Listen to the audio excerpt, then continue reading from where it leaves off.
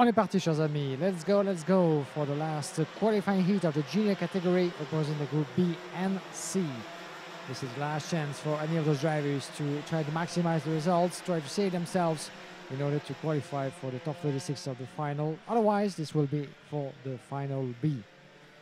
Luca Orsica, the Czech driver, will be starting this one from pole position with Alexis Constant, winner of round 2 of the Miami Euro Series on this very track from RSD Karting, on second place on the outside line coming to turn number 1. Then we have Rocco Coronel, the current championship leader, coming to this event with Tyrone Kinard, first time winner in Genk in August in this championship. Bertram Sache, Arthur de Donker sharing row number 3. Then we have Romeo Roussel, Davon Hagelen, Colin Cronin, Charlie Glum, Roberto Bass, Oliver Watstrup, Koen de Rooij, Noah Kinzin, Rafael Lenders, Mathis Landen, Wessel Swebel, Sam van der Heyden, Boris Tionkev, Pepin Steiger, Jan Mulders, Gaston Labranche, Esteban Walgrave, Raphaël Bourlard et Eden Spanswick. 25 pilotes sur cette grille de départ, prêts à en découdre, comme d'habitude, pour 10 minutes et un tour dans cette ultime manche qualificative. Là où c'est intéressant en termes de calcul, c'est que pour l'instant, nous avons notre leader provisoire au point, Sacha Van Patte-Bosch. Sacha Van Patte-Bosch qui en 3 courses a manqué la passe de 3. Il a 2 victoires et une deuxième place, ce qui signifie qu'il a 2 points pour l'instant. C'est le même score que Tyrone Kinard qui va s'élancer depuis la 4e position, sauf que Tyrone Kinard a encore une course à disputer, celle-ci. Rocco Coronel, quant à lui, a également une victoire et une 3e place, ce qui fait de lui le 3e larron avec 3 unités. La mission est claire pour l'un comme pour l'autre. Tyrone Kinard, pour Rocco Coronel, c'est de gagner cette manche. Tyrone Kinard pour peut-être aller titiller la pole position. Les feux s'éteignent. On est parti. Green, green, green. Excellent envol pour l'entièreté du peloton. On est parti pour 10 minutes et un tour. Ça se passe bien dans le premier virage. Gare au freinage appuyé de la 2e épingle. C'est ici qu'une course peut se perdre ou se gagner. Ça se positionne bien. Luca Orsica qui a bien profité de la pole position pour prendre la poudre d'escampette. Quelques mètres de gagné déjà pour le pilote tchèque. Et ça se tamponne un petit peu là-bas en queue de peloton. Quelques touchettes de roue. Rien de bien grave. Heureusement, tout le monde encore en piste dans ce premier. Et j'ai parlé trop vite malheureusement à des pilotes en queue de peloton qui va jouer les tourneuses à gazon projetées à l'extérieur sur la partie mouillée de la pelouse. Et tu sais qu'elle peut être marécageuse par endroits. Sinon, dans l'enchaînement de l'épingle, rien à signaler. Luca Orsica, le commandement du peloton. Juste devant, je pense qu'il s'agit de Arthur Bunker, Bertram Satch qui est allé s'infiltrer là-bas en 2e position. On va faire le pointage à la conclusion de ce premier tour sans trop de chahut. Et c'est rare pour être souligné. Et attention pour la 2e place, Rocco Coronel qui d'entrée de jeu attaque Alexis Constant. Et bien voilà, ça n'a pas traîné pour Rocco Coronel. Alexis Constant qui passe de la 2e à la 3e place. Tyrone Kinard 4e, juste derrière, qui va se faire doubler par Bertram Satch. Le pilote Falcon entame ce 2e tour. Nous avons dans l'ordre Luca Orsica pour 7 dixièmes d'avance sur Rocco Coronel devant Alexis Constant, Bertram Satch, Tyrone Kinard, Arthur de Donker suit au 6e rang devant Colin Cronin, Romeo Roussel, Roberto Bass et Charlie Glum qui ferme le top 10 pour l'instant. Nous avons tout le monde encore en cours. Je pense que c'est Gaspard Labranche qui avait été pris dans la pelouse du premier tour. On disait donc en termes de performance respective, évidemment, la mission pour Tyrone Kinard, comme pour Rocco Coronel, c'est de se frayer un passage sur la première ligne de la grille de départ. Et pour ça signifie aller chercher cette victoire avec les points qui vont avec dans l'optique du championnat. Celui qui termine en tête du classement des manches, non seulement obtient la pole position pour la finale, mais aussi les 80 points qui vont avec dans l'optique du classement général. 80 points pour le leader des manches, 80 points pour la finale, 160 à prendre avec au terme de cette saison les 2 plus mauvais résultats, 1 par manche et 1 par finale à retirer pour avoir le classement définitif. Rocco Coronel qui s'impose à Luca Orsica à la corde du virage numéro 3. Le pilote néerlandais passe devant. Et voilà qui mène les débats.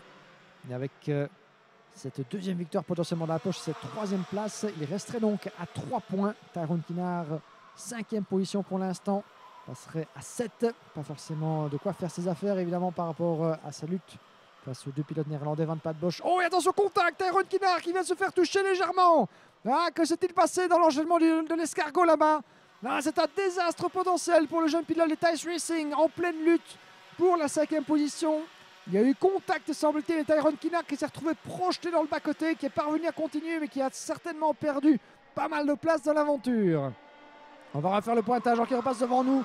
Et Bertram Satch qui s'impose sur Alexis Constant. Bien joué au virage numéro 1. Ah, le pilote Falcon qui est bien remonté là-bas, sans doute par la grâce d'un demi-train de pneus frais qu'il a peut-être passé, soit pour cette course, soit pour la course précédente. Un drapeau jaune, vous l'avez vu furtivement à l'écran là-bas pour un pilote en difficulté. Je ne pourrais pas distinguer de qui il s'agit encore, mais on va en avoir confirmation d'ici peu. Gaspard Labranche et Colin Cronin qui est en difficulté. Colin Cronin, le pilote irlandais qui s'est lancé depuis la 9e place. Ah, c'est dommage pour le pensionnaire du team Victory Lane. Colin Cronin qui va sembler devoir se retirer. En tout cas, il est en queue de classement total. Et effectivement, je pense qu'on va distinguer son châssis en contrebas là-bas au niveau du virage numéro 4. C'est peut-être sans doute l'une des raisons de l'incident avec Tyrone Kinard qui est 10e pour l'instant. Ça aurait pu être pire pour le jeune pilote au volant du châssis Pantano. Ça aurait pu être pire pour Tyrone Kinard. Sans doute le résultat d'un accrochage avec Colin Cronin qui reste calé là-bas dans la pelouse. Mais il est à nouveau avec nous, alors il va devoir se retirer. En tout cas, confirmation que Colin Cronin était bien dans les ennuis. Et sans doute le résultat d'un accrochage et d'une mésentente avec Tyrone Kinard et quelques autres tours précédents. Pendant ce temps-là, Rocco Coronel n'en demandait pas tant évidemment pour creuser l'écart. Voilà justement Tyrone Kinard poursuivi dans le ventre mou du peloton par Roberto Bass, Boris Yonkev et Noah Kinzin entre la 10e et la 15e place. On va se faire une sortie dans ce peloton évidemment, mais c'est bien malvenu malheureusement pour lui dans cette ultime manche. C'est justement le genre d'épreuve où le moindre faux pas, surtout quand on est en lutte pour la victoire, est interdit. On est de retour avec les leaders et Bert Samsatch au volant du châssis Falcon, occupé à donner la chasse à Rocco Coronel après avoir pris la mesure d'Alexis Constant. En 3e position, le pilote RSD qui boucle le premier wagon. Romeo Roussel à 1 seconde 8 devant Luca Orsica 5, complètement perdu pied et contact avec le trio de leaders malheureusement pour lui. Et attention, la bataille fait rage plus loin derrière avec le numéro 191 Devon Hagelen en pleine explication avec le numéro 142 juste devant lui. Il s'agit d'Arthur de Dunker. Ça va être très serré. De Dunker qui est déjà passé. De Dunker qui est déjà passé, je pense que c'est le numéro 154 Charlie Glum. Effectivement, Charlie Glum juste devant Devon Hagelen et Arthur de Dunker en 6e position. Nous sommes ici à bord du numéro 127 si je ne m'abuse. C'est Luca Orsica et Romeo Roussel. En effet, voilà la tête du 2e wagon dans ce peloton de tête. Avec Romeo Roussel en 4e position. Luca Orsica du team Rave Racing 5e. Poursuivi par Arthur de Dunker. Ces deux-là vont devoir travailler de concert puisque Arthur de Dunker n'en demande pas mieux pour recoller avec eux. Ce qu'il fait là-bas au point de freinage du dernier virage. Courbe numéro 13. Et attention, l'attaque de Alexis Constant. Voilà le pilote belge du team RSD qui repasse devant. Samsatch qui n'a pas opposé de résistance à 4 minutes plus un tour avant la conclusion de cette épreuve. Il sait évidemment qu'il est encore à jouer placé. C'est ce que lui disait Alexis Constant dans le geste du doigt. Reste avec moi. C'est le moment de porter les stockades. On y parviendra mieux en s'aidant, en s'entraidant pour essayer de reconnecter avec Rocco Coronel. Parce que le jeune néerlandais ne demandait pas tant évidemment pour s'échapper, ne plus être revu, ne plus être rejoint dans cette ultime manche qualificative. Le tout c'est de savoir si Alexis Constant va pouvoir tourner dans les mêmes chronos que Bertram Satch, avant que le pilote Falcon ne s'impatiente et décide de reprendre le commandement de ce duo de chasseurs. En tout cas, ça s'est vu souvent que deux pilotes, même avec des intérêts opposés, en s'entraidant en piste, c'est déjà vu plus souvent qu'à son tour qu'il pouvait établir la connexion avec le leader. C'est ce qui se passe pour l'instant. Le second 2, ça ne semble pas vraiment encore fonctionner en termes de chrono respectifs. On est en 57.3 pour Alexis Constant, 57.4 pour Bertram Satch, mais on sent que Bertram, le pilote du team Falcon, le norvégien, semble légèrement s'impatienter là-bas. Ça ne semble pas porter ses fruits. Il ne semble pas prêt en tout cas à rester toute cette fin de course derrière Alexis Constant.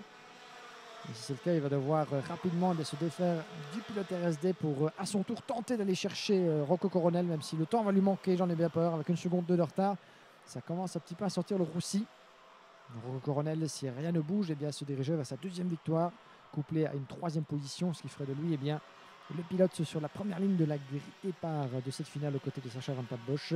Vu les ennuis rencontrés par Tyrone Kinard qui n'est que 11e pour l'instant et qui était le dernier potentiel prétendant à cette première ligne de la grille, je pense que nous allons avoir une première ligne Van Bosch Coronel attendue en quelque sorte au vu des performances de ces deux protagonistes et anciens équipiers du team Victory Lane.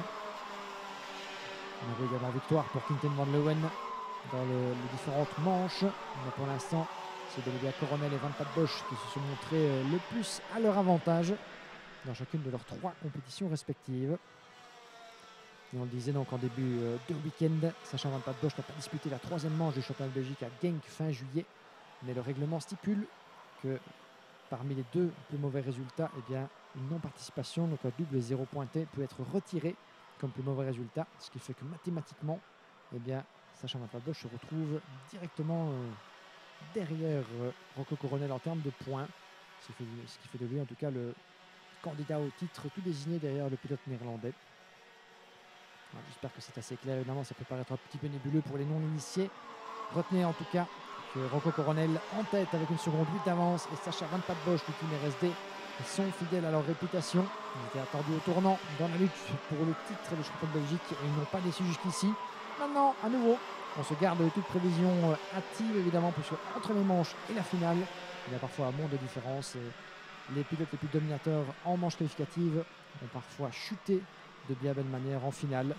Entre les manches et la finale, eh bien, il faut parfois faire preuve de réalisme.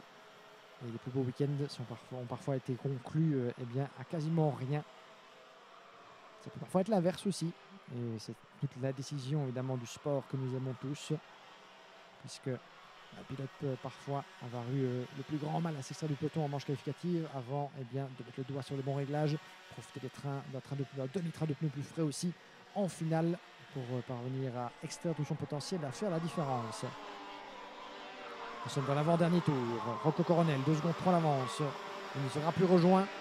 Alexis Constant et Bertrand Psac, toujours en suite d'explication pour la 2e place, à l'avantage du pilote RSD. Le pilote Falcon qui attend son heure évidemment. Et c'est pour l'instant plus rapide.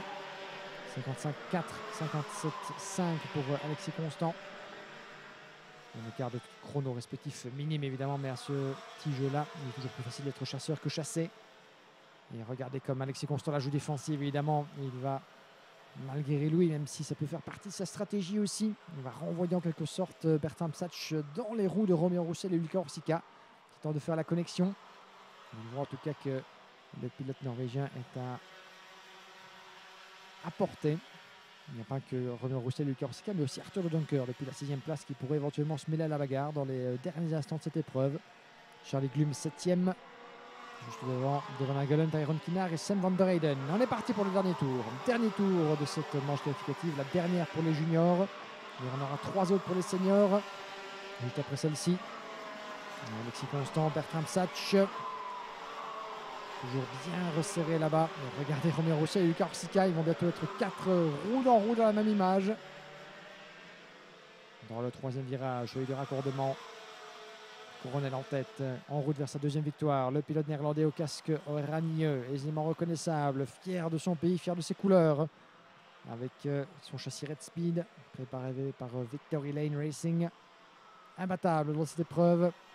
En route vers sa 2e victoire, couplé à une 3e position qui fera de lui le pilote aux côtés de Sacha Van Papenburg si rien ne bouge évidemment sur la première ligne de la grille de départ. Le drapeau d'ami qui l'accueille, Rocco Coronel, le vainqueur de la AMA Series France en junior, victorieux ici de sa manche qualificative et l'un des protagonistes, l'un des favoris attendus sur papier pour la victoire en finale de cette classe junior. Alexis Constant qui prend la 2e place pour 2 petits dixièmes sur Bertrand Psac, suivi de Luca Orsica 3 dixièmes. Romeo Roussel qui aura dû s'incliner face au pilote tchèque dans les derniers instants et qui va donc se contenter de la 5e place pour 63 millièmes de seconde sur la ligne d'arrivée.